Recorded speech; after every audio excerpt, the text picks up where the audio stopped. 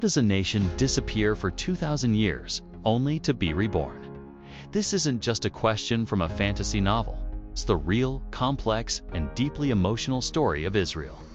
Today, Israel is a vibrant, modern country at the heart of the Middle East. A small strip of land with an outsized impact on world history. But its creation wasn't simple. It was a story forged in ancient kingdoms, centuries of exile, a powerful modern movement, world wars, and intense conflict. To understand the world today, we have to understand this story.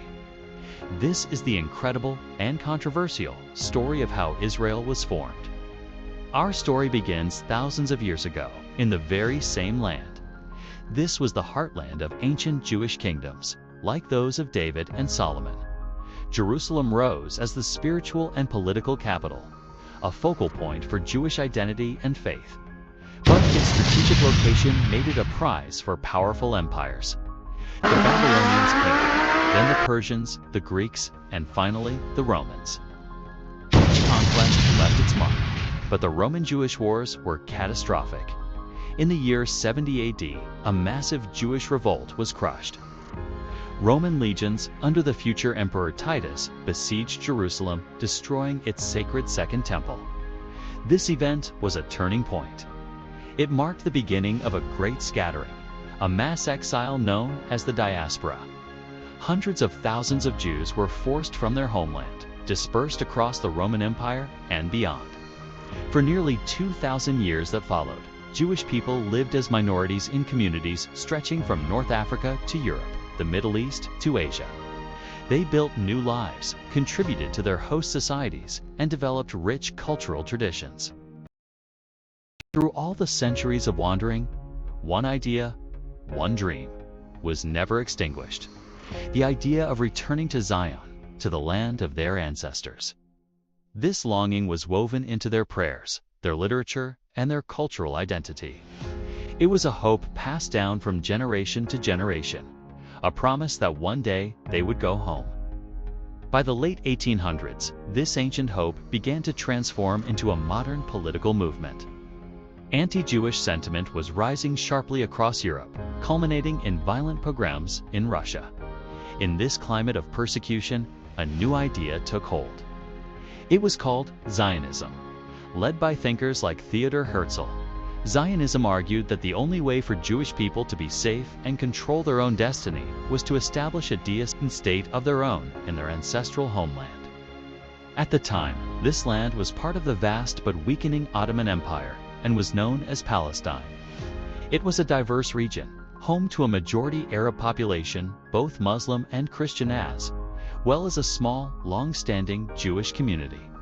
Inspired by the Zionist vision, small but steady waves of Jewish immigrants, known as Aliyot, began arriving.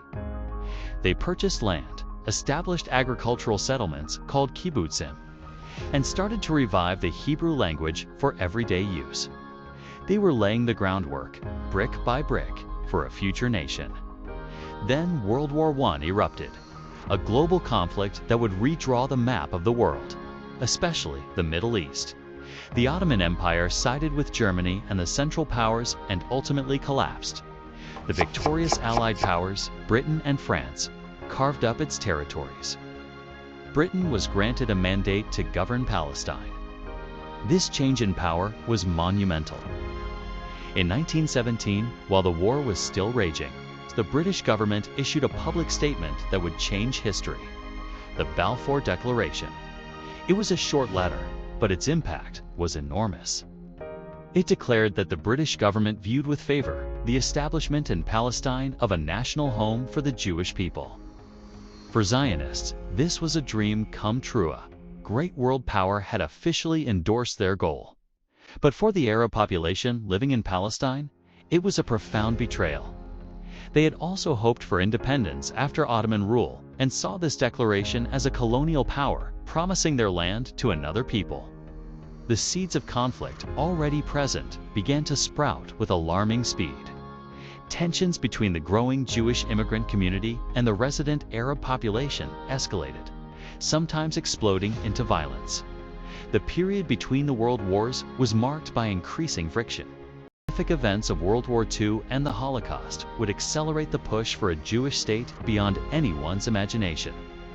The systematic murder of 6 million Jews by Nazi Germany created a refugee crisis of unprecedented scale.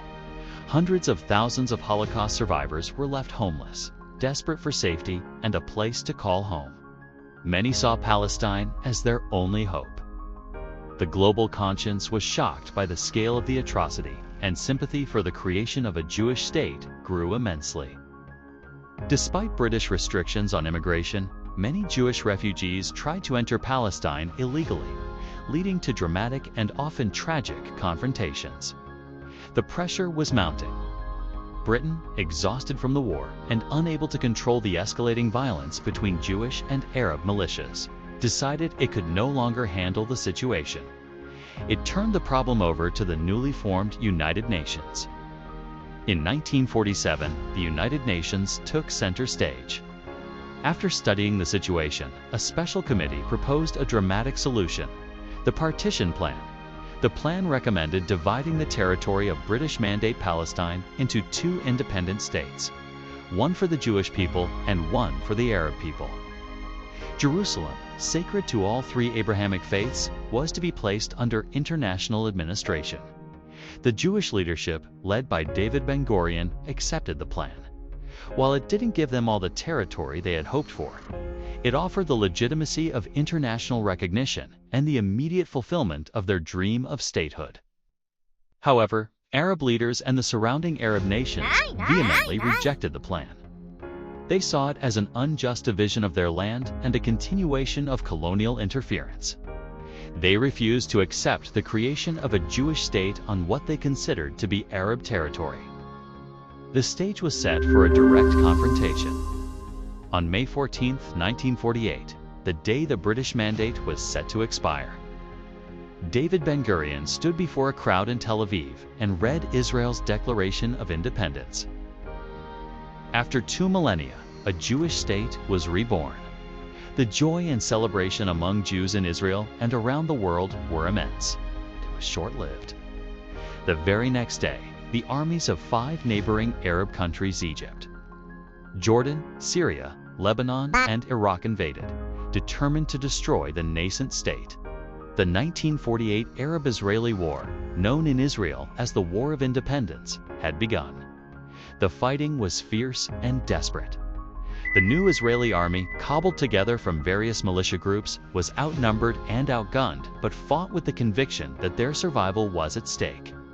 When the fighting ended in 1949 with a series of armistice agreements, the map looked very different. Israel had not only survived, but had expanded its territory to include about 77% of Mandate Palestine. A new nation had been born, but its birth had come at a tremendous cost. For Palestinians, this period is known as the Nakba, or the catastrophe. Over 700,000 Palestinians were displaced from their homes, becoming refugees in neighboring countries and creating a crisis that remains unresolved to this day. The 1948 war was not the end of the conflict, but the beginning of a new chapter. In the decades that followed, Israel fought several more major wars with its neighbors, most notably the Six-Day War in 1967 and the Yom Kippur War in 1973. Borders shifted again, with Israel capturing the West Bank, Gaza Strip, Golan Heights, and Sinai Peninsula in 1967. The conflict continued to evolve, characterized by military occupations, uprisings known as intifadas, and countless cycles of violence. Numerous peace efforts have been made over the years, from the Camp David Accords with Egypt to the Oslo Accords with the Palestinians. Some brought moments of hope, but a lasting, comprehensive peace has remained elusive. Today, Israel is a nation defined by this history of survival, conflict, and resilience. It has grown into a technologically advanced, democratic country with a vibrant culture. But it also exists in a state of unresolved conflict, grappling with complex security challenges and deep internal divisions over its identity and future. The formation of Israel is not just a story from the past. It's a living history whose consequences are felt every single day by Israelis and Palestinians alike. it remains one of the most powerful, emotional, and debated stories in modern history, a profound testament to how nations are built not just by declarations and treaties, but by the powerful forces of identity sacrifice and the enduring human quest for a home. Thanks for watching. If you found this story compelling, please consider subscribing and hitting the notification bell to join us for more deep dives into the events that shaped our world.